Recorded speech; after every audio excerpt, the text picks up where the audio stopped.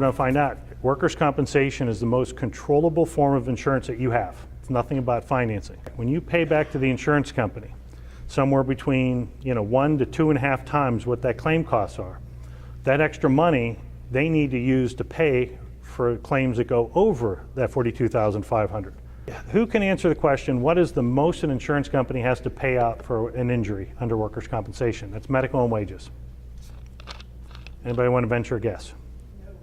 Correct. So if they have to keep paying claims, think about it, they can get kind of scared of the large ones. They're not worried about a splinter, they're worried about the big ones. They're worried about an employer that doesn't help them on things that we're about to go through. Every year, we provide to our clients 3 reports. Basically, we give them what their actual losses have been versus expected so they could benchmark how well they're doing to their peers. We give them their minimum experience modifier.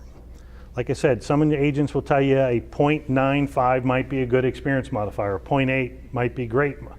But if your experience modifier could be a 0.7 or a 0.6, you're still paying for claims. So you want to know how low your experience modifier can go. Typically, the lowest for even the smallest business is about a 0.85. For a larger business, the smallest that it can go to is a 0.51, just statistically. So you have to look at it and say, how good actually are you compared to where you could be? Because every dollar over that minimum is money you're paying for past claims. So what we end up with is what we refer to as your ultimate cost of injury, your payback ratio.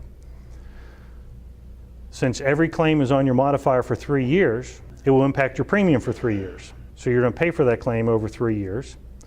And this payback ratio is what you will pay back to the insurance company for that injury.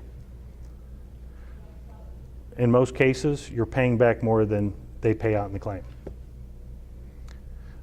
The reason being is the insurance for workers' comp doesn't kick in until you have a large claim.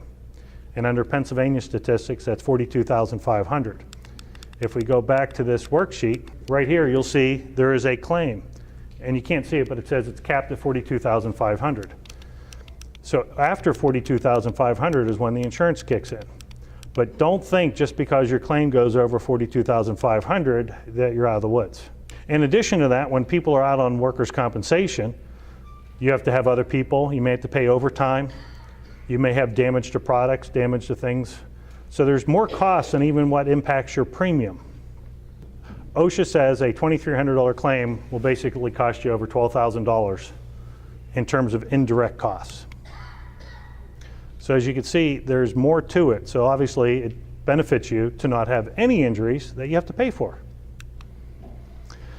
So once again, please remember to check your modifier. Get the loss runs 3 months after, ask questions so you know it's correct.